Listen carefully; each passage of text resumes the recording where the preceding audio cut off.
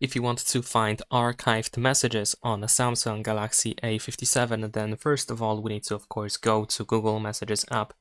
If you happen to accidentally archive a conversation, then you can still undo this action for a couple of seconds. Of course, you still have that option.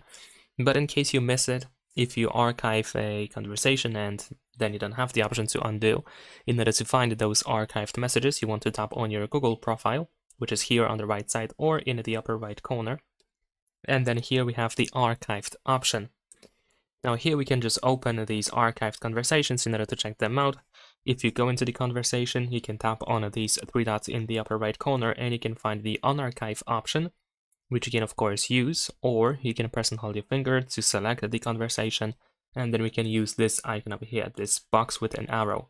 This allows you to unarchive a conversation as well. And that is pretty much it. Leave a like and subscribe.